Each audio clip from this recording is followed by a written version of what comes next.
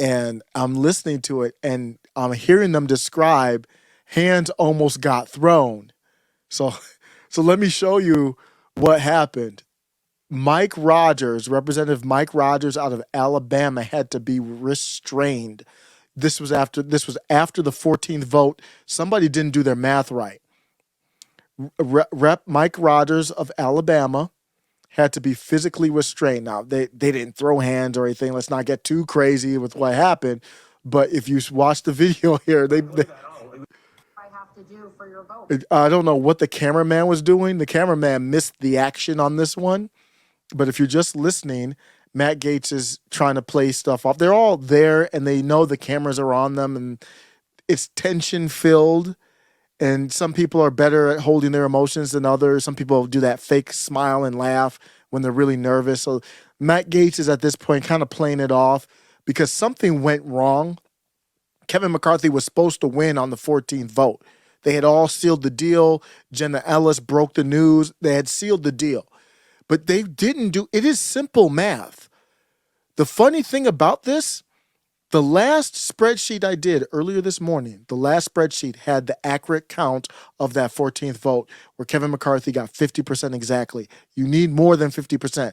50% exactly means no speaker. You need a majority. 50% is not a majority. But they all are now finding out somebody did the math wrong. That's what I think is happening. So Kevin McCarthy's going to him. I don't think he's beefing. Kevin McCarthy's like, well, I don't think Kevin McCarthy knows what's happening. So he's coming over to him, and you see Kevin McCarthy looking at him and talking. I don't think they're beefing there. I really don't think they had some tensions earlier, but I don't think that's beef. I think Kevin McCarthy's like, what happened? I don't know if the staffers are not there or what. Somebody should have the spreadsheet. I have a spreadsheet right now. They didn't know the count, y'all. The people that are supposed to represent us, this is the biggest thing. They're there. They don't want to be there. They don't know the vote count. You know how I know they don't know the vote count? When Matt Gaetz, because I have my spreadsheet, when Matt Gaetz, he didn't vote initially. He waited till the end. So we were all waiting. His vote was the deciding vote. And Matt said he voted present. A nail biter.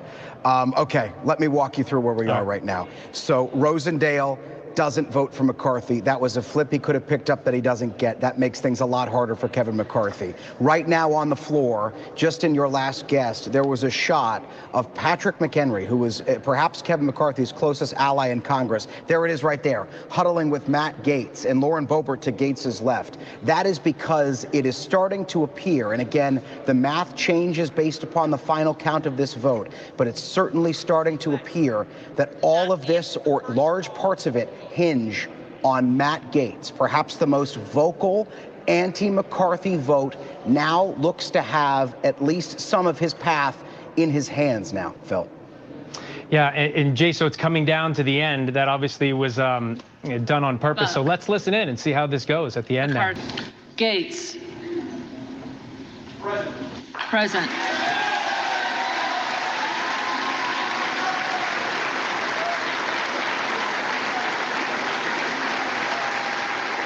You hear it there, Jay. Matt Gaetz present. Obviously, he wanted to do that at the end to sort of have a last say, but tally it up. Now we have. We got to check the math, Phil, because we're not sure if that present vote gets Kevin McCarthy in the position he needs to be in. If Matt had said nothing or voted present, I knew it was 50-50, no go. Matt would have had to have voted in the affirmative for Kevin McCarthy, and he said he wouldn't do that. And he hasn't broken that promise. He just voted present. So that I don't think they knew the math. That's why in this recent round, all of them are voting present just to make sure. They didn't know the math. Can you believe that? And they have people that they're not even there to know the math. They have people that work for them. I don't know what happened. That is dysfunctional. That's on Kevin McCarthy. He's the one that's going for speaker. That's not on Matt Gaetz. But that's all that's coming out That's why Kevin's looking embarrassed. He knows he messed up. He messed up the math. And they're kind of talking it, and they're mad. And Mike Rogers comes down. And when you see, there's Mike Rogers right here of Alabama. Look at his face. He's not, you can smell that there's trouble. And I tweeted, there's nothing more dangerous than a Congress person that has to actually come to work. They actually worked 4 days in a row. So all that goofiness that we saw on Tuesday, nah. They're there on a Friday night. They were going to adjourn to Monday, so they weren't going to work on the weekend, to my knowledge. But you know why Mike Rogers is mad, in my opinion? Because he had to go to work. What does his work entail? Sitting on his ass and waiting for somebody to tell him who to vote for. He's not doing any rebel move like Matt Gaetz. Matt Gaetz is doing shaking and moving. Mike Rogers here is, I mean, this isn't work.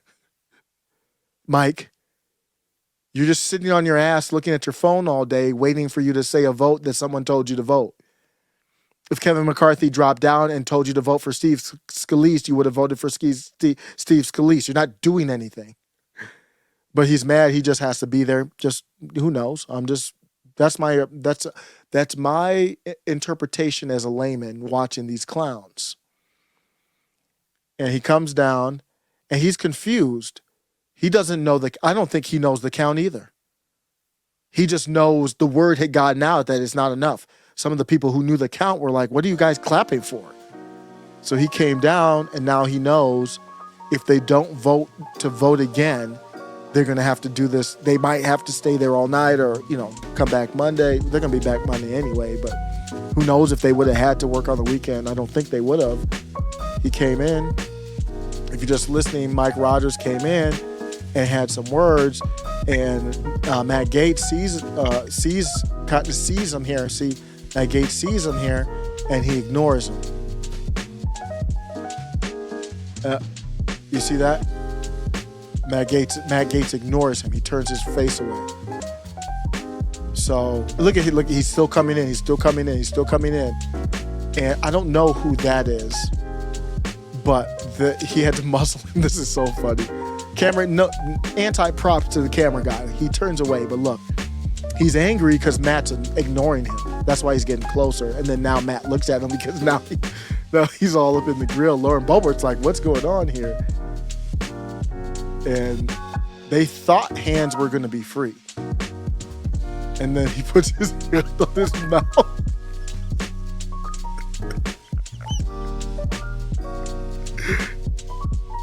I don't know why he put his hand on his mouth like that. He must have been saying something. Or he put his arm around his neck to drag him out of there. And the cameraman, I don't know what the cameraman's thinking. The motion's over here, bruh. He's following this. We can get back to that. The emotion's here. And this is the only video I know of it.